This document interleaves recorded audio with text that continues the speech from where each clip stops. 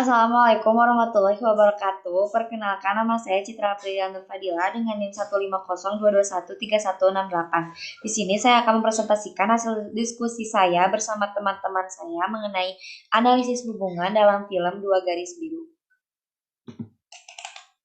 Yang pertama adalah pengertian hubungan. Hubungan berasal dari kata hubung yang menurut Kamus Besar Bahasa Indonesia artinya bersambung atau berangkaian yang satu dengan yang lain. Hubungan juga merupakan salah satu istilah yang digunakan orang sepanjang waktu tapi sulit didefinisikan. Bahkan para sarjana yang telah mengabdikan diri karir mereka untuk mempelajari hubungan tidak setuju tentang apa arti istilah tersebut. Definisi mereka mencakup kata-kata seperti kedekatan, pengaruh, komitmen, dan keintiman, tetapi menghasilkan definisi tunggal. Kemudian berikutnya adalah macam-macam hubungan. Yang pertama adalah hubungan keluarga. Hubungan keluarga adalah hubungan antar individu yang memiliki ikatan sedarah. Biasanya hubungan keluarga ini berharap untuk saling mempengaruhi di masa depan. Kemudian ada hubungan romantis.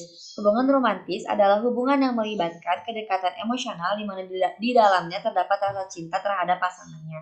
Biasanya, hubungan romantis ini mencakup pasangan yang berpacaran secara eksklusif, pasangan yang tinggal bersama, dan pasangan yang telah menikah selama bertahun-tahun.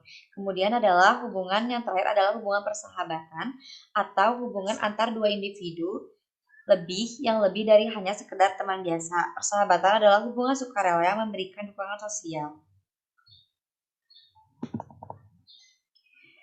Kemudian selanjutnya adalah sinopsis dari film Dua Garis Biru sendiri. Film Dua Garis Biru merupakan film remaja yang menceritakan Bima dan Dara, sepasang kekasih saat masih SMA. Mereka sedang dimabuk asmara sampai melewati batas pacaran seusia mereka, yaitu nekat melakukan hubungan suami istri tanpa ikatan menikah. Hingga permasalahan pun satu persatu muncul, diawali dengan hamilnya Dara. Mereka kaget dan tidak percaya akan hal ini karena mereka tidak siap untuk menjadi orang tua di masa remajanya. Akhirnya mereka nekat untuk membunuh bayi mereka dengan melakukan aborsi, tapi ketika akan melakukan hal tersebut, Dara tidak mau melakukannya.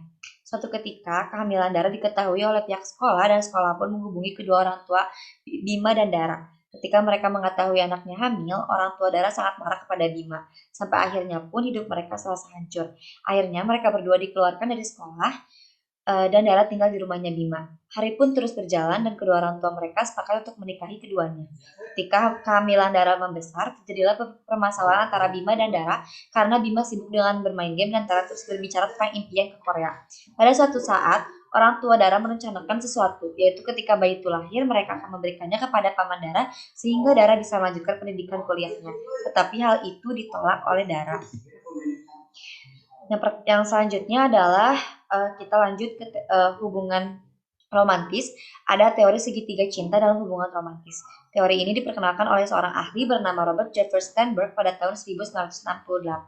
Isinya yaitu ada kedekatan atau intimasi, yang dimaksud adalah rasa terikat, lekat, perasaan dekat dalam sebuah hubungan romantis. Yang kedua adalah hasrat atau passion. Unsur ini adalah dorongan kuat untuk bersama seseorang dalam hal cinta yang didukung dengan adanya ketertarikan secara fisik dan seksual. Yang terakhir adalah komitmen. Komponen ini juga dikenal dengan decision karena merujuk pada keputusan untuk mencintai dan menetapkan ingin selamanya bersama pasangan hidupnya.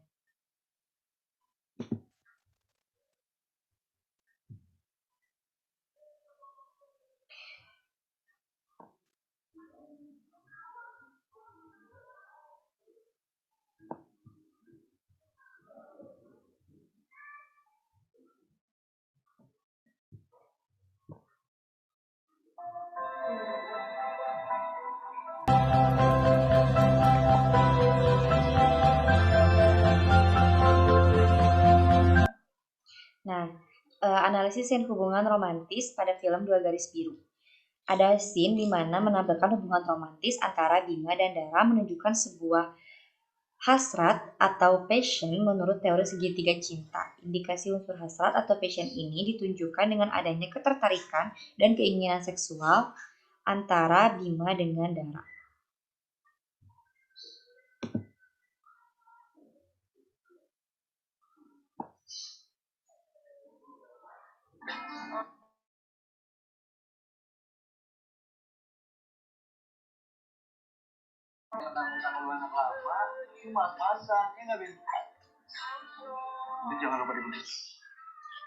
Selanjutnya adalah analisis hubungan romantis yang kedua. Ada satu sen di mana merupakan bagian dari teori segitiga cinta, yaitu kedekatan atau intimasi. Terlihat bahwa Dara dan Bima sering menghabiskan waktu berdua dan mereka berdua terlihat senang ketika saling bersama. Bima juga berusaha bekerja keras karena ingin membahagiakan pasangannya, yaitu Dara.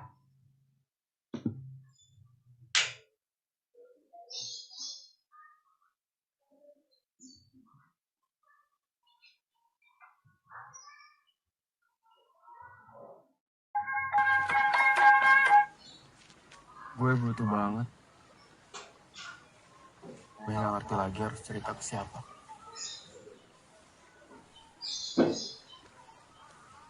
Ya, misalnya kalau lo gak keberatan, lo mau gak pinjemin gue duit?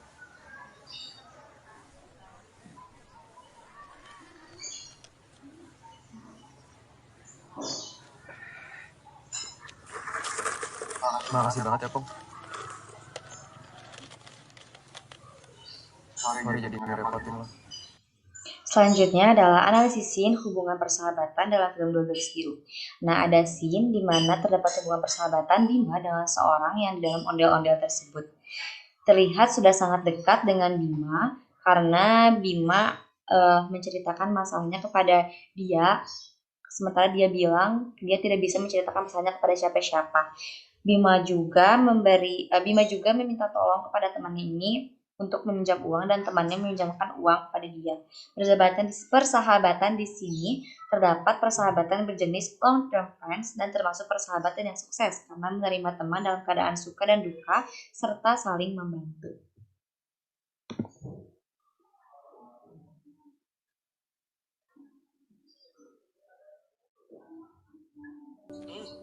그집 좋네.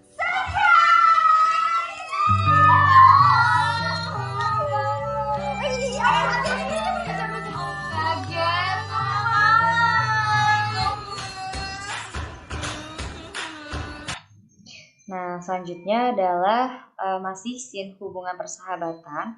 Terlihat pada scene tersebut hubungan persahabatan Dara dengan teman-temannya. Ketika sahabat-sahabat Dara memberikan surprise kepada Dara setelah tidak lama bertemu di sekolah karena Dara dikeluarkan dari sekolah. Menurut teori Viro, pentingnya hubungan persahabatan antar komunikasi pribadi.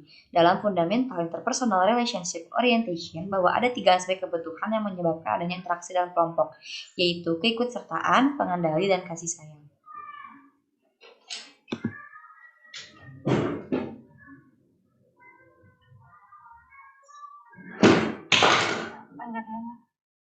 Apaan sih, Ma?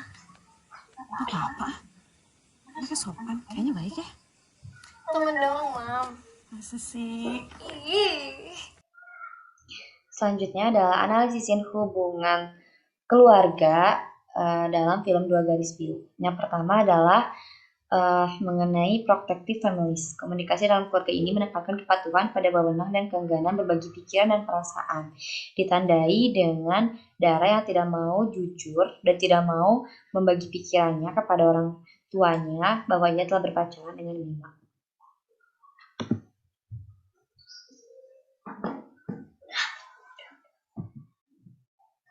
Nikah lo. Maksud Bapak, lebih baik berzina daripada menikah.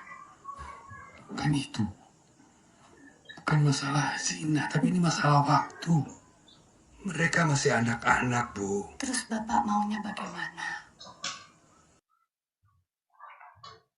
Selanjutnya adalah analisis scene hubungan keluarga dalam film Dua Garis Biru. Yang kedua ada pluralistic families. Komunikasi dalam keluarga ini terbuka dan tidak terkendali dengan kontribusi semua anggota keluarga dievaluasi berdasarkan kemampuan sendiri. Terbukti dengan adanya sebuah diskusi antara seluruh anggota keluarga setelah mereka selesai sholat. Ibunya Bima serta ayahnya memberikan masing-masing pendapat, tetapi sama-sama dievaluasi dan diambil keputusannya oleh kepala anggota keluarganya, yaitu ayahnya Bima.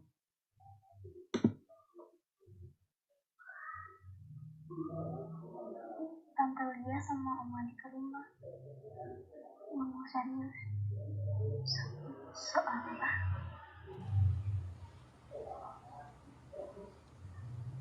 Soal gue.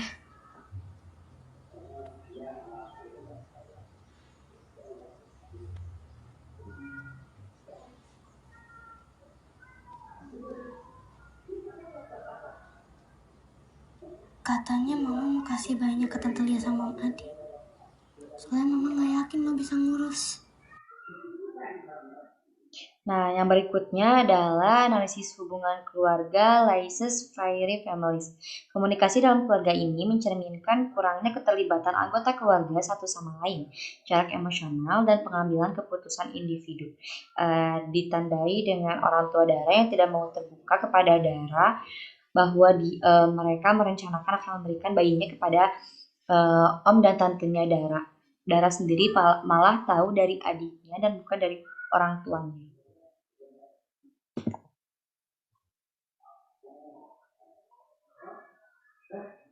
Apa saya atau Dara nanti boleh ketemu? Boleh. Cuma mungkin biar nggak ribet, gimana kalau nanti anaknya panggil kamu Om dan Dara dipanggil Tante? Atau Kakak? Senyaman di kalian. Ya?